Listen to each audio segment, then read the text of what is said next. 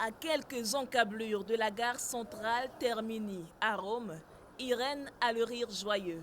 La Camerounaise a hâte d'accueillir le président Paul Biya dans sa ville d'adoption depuis 24 ans. Comme un avant-goût déjà, le Cameroun sature les ondes de son salon de coiffure. Je suis contente de savoir qu'ils viennent nous rendre visite et j'irai bien évidemment l'accueillir.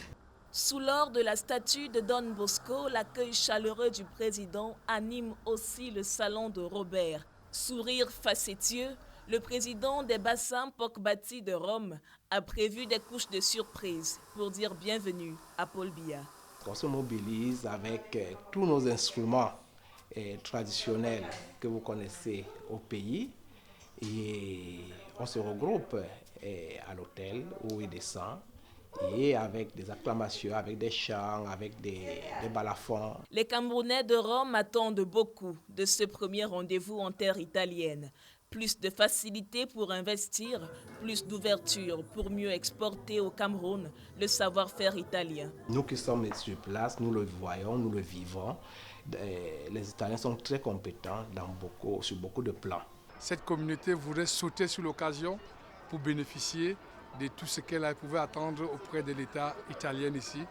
Et nous, les Camerounais ici, nous sommes tellement très émus aussi d'accueillir notre président pour la première fois ici à Rome. À Rome, surtout, la toute jeune sous-section RDPC ne cache pas son émoi. Toutes les fois où il est venu, nous n'étions pratiquement rien. Nous étions juste une communauté d'organisation, de mise en place. Et là, il arrive maintenant, nous sommes déjà constitués en section.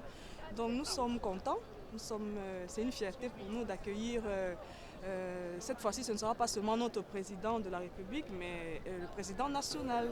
Note de Bikutsi, enfant sonore et vin 100% italien, ces Camerounais de Rome portent le toast en attendant la première communion avec leur président.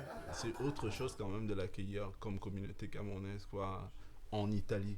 Donc ça veut dire qu'on va pouvoir plus fêter avec lui, quoi. Et puis c'est un moment plus beau, surtout qu'après, les Lions ont gagné la Coupe de l'Afrique, donc ça va être la fête, quoi. Déjà, les voix préparent la chansonnette. Et peu importe la justesse des notes, l'émotion du premier rendez-vous vaut bien 1000 vibratos. Vive le président! Vive le peuple!